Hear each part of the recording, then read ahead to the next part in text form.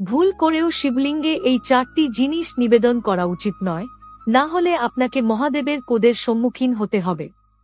1 নম্বর হল হলুদ। হলুদ জিনিস যা নারীদের সাথে সম্পর্কিত এবং শিবলিঙ্গকে পুরুষ উপাদানের প্রতীক হিসাবে বিবেচনা করা হয়, তাই হলুদ নিবেদন করা উচিত নয়। শিবলিঙ্গে 2 নম্বর হল কেতকী ফুল। কেতকী ফুল কখনই ভগবান শিবকে নিবেদন করা উচিত নয়, কারণ ভগবান শিব কেতকী ফুলকে অভিশাপ দিয়েছিলেন।